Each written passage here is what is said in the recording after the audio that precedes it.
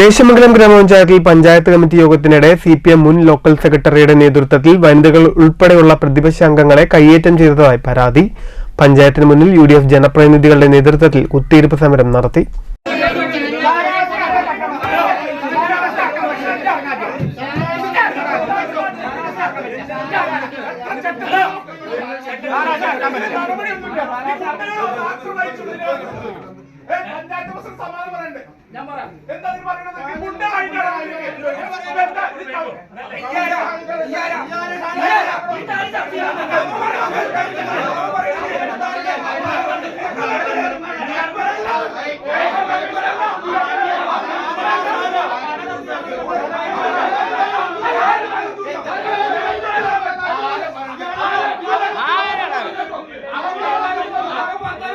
പഞ്ചായത്തിന്റെ ചുമതല വഹിക്കുന്ന സെക്രട്ടറിയുടെയും പഞ്ചായത്ത് പ്രസിഡന്റിന്റെയും പോലീസിന്റെയും സാന്നിധ്യത്തിലാണ് സിപിഎം പ്രവർത്തകരുടെ ഗുണ്ടാവിളയാട്ടം അരങ്ങേറിയതെന്നും ഇത്തരത്തിലുള്ള നടപടി ജനാധിപത്യത്തോടുള്ള വെല്ലുവിളിയാണെന്നും ഇതിനെ രാഷ്ട്രീയപരമായും ആശയപരമായും നേരിടുമെന്നും കുത്തിയിരിപ്പ് സമരം ഉദ്ഘാടനം ചെയ്തുകൊണ്ട് parliamentary party leader PS Lakshmanan പറഞ്ഞു.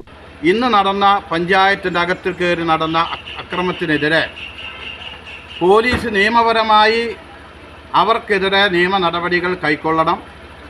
അത് കൈക്കൊള്ളുന്നതിന് വേണ്ടി ഗ്രാമപഞ്ചായത്തിൻ്റെ പ്രസിഡന്റ് മെമ്പർമാരെ കയ്യേറ്റം ചെയ്ത ഈ CPMൻ്റെ പ്രവർത്തകർക്കെതിരെയും ഇവിടെ നടന്ന വനിതാ മെമ്പർമാരെ കയ്യേറ്റം ചെയ്ത പ്രതികളായി പറയുന്ന ആളുകൾക്കെതിരെയും പഞ്ചായത്ത് പ്രസിഡന്റ് രേഖാമൂലം പരാതി കൊടുത്തിട്ടില്ലെങ്കിൽ അടുത്തു തന്നെ വരും ദിവസങ്ങളിൽ പഞ്ചായത്ത് ഓഫീസിലേക്ക് UDFൻ്റെ നേതൃത്വത്തിൽ ശക്തമായ സമരത്തിന് നേതൃത്വം കൊടുക്കുമെന്നും കൂടി പറഞ്ഞുകൊണ്ട് ഇന്ന് നടന്ന കയ്യേറ്റത്തിന് പോലീസിൻ്റെ കാഴ്ചപ്പാടോടുകൂടി